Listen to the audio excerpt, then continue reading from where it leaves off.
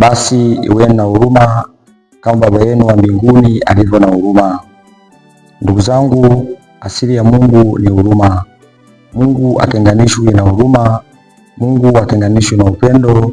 Mungu atenganishwi na msamaha. Mungu ni mwenye kusamehe. Mungu ni mwenye haki. Mungu ni mwaminifu daima.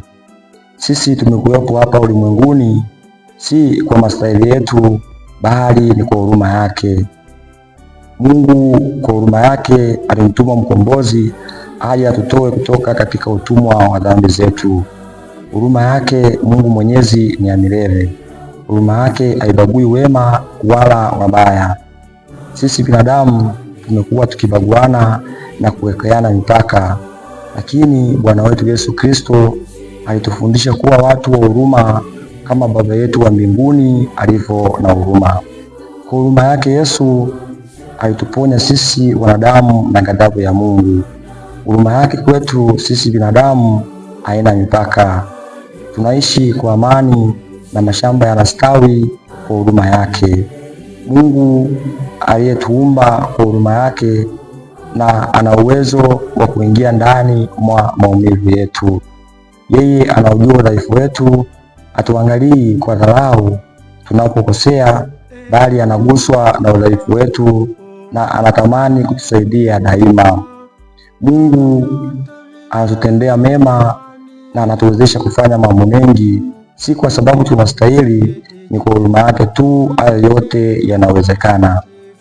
Mungu wetu si mwepesi wa hasira, bali ni Mungu wa fadhili na rehema. Sisi tunapomkosea Mungu anatupa muda wa kujirekebisha na kutubu daima. Je, mimi na wewe ni nani tusionyeshe huruma ya Mungu kwa watu? Je, mimi na wewe ni nani tuwahukumu ndugu zetu? Mwenye kuhukumu ni Mungu peke yake. Sisi hatuna mamlaka ya kuhukumu. Tusimwekee Mungu mipaka wa kuhukumu wengine. Ndugu zangu, tunafundishwa kwamba msamaha wa Mungu ni mkubwa kuliko dhambi zetu. Mungu ni mwaminifu, upendo wake haubadiliki hata kama mazingira yanabadilika. Wema wa Mungu kwa wanadamu hauna mipaka. Yeye ni mwema kwa wenye dhambi na ni mwema vile vile kwa watakatifu. Anatulisha, anatunywesha, anatulinda mchana na usiku, anatuepusha na hatari, anawapa wagonjwa faraja na kuwaponya. Daima upendo wake kwetu sisi hauna kikomo. Bwana, kama ungehesabu maovu yetu, Bwana, nani angesimama? Hivi ndugu zangu, tulishawahi kujiuliza ni makosa mangapi tunayomtendea Mungu kila siku na bado anaendelea kutuvumilia? Kila mtu ajiulize, kila siku anatenda mangapi na Mungu anaendelea kumvumilia? Je, angeamua kusimama na kila neno au kila tendo, mimi na wewe tungekuwa hapa? Ndugu zangu, tujifunze na kukiri kwamba hakuna binadamu aliyekamilika katika maisha. Kama Mungu angeweka kumbukumbu ya madhaifu yetu, hakuna mtu angeweza kusimama mbele yake. Tujifunze kuvumilia watu tunaoishi nao. Kila mtu ana maweza yake na madhaifu yake. Kama ni mwajiri, mvumilie na kumwelekeza mwajiriwa kwa upendo. Kama ni kiongozi, tumikia kwa upendo, upole na huruma. Kiongozi ni mtumishi na sio mtumikiwa. Tumuige Bwana wetu Yesu Kristo aliyekuja na kukaa na watu wote bila kubagua mtu yoyote. Yeye alikuja kutumikia na sio kutumikiwa. Alikuja kuonesha mfano wa kuishi na watu.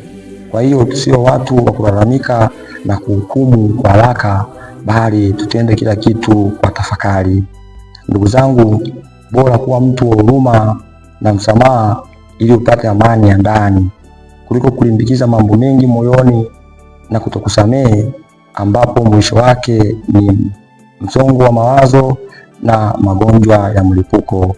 Je, unataka kuishi maisha mengi na yenye furaha? Basi kuwa mtu wa kuwahurumia wengine, kuwapenda wengine na kuwasamehe wengine. Ndugu zangu, tunaishi tu kwa sababu ya huruma ya Mungu na si kwa wema wetu. Sasa tuoneshe hiyo huruma kwa watu tunaoishi nao na tuache kumwekea Mungu mpaka.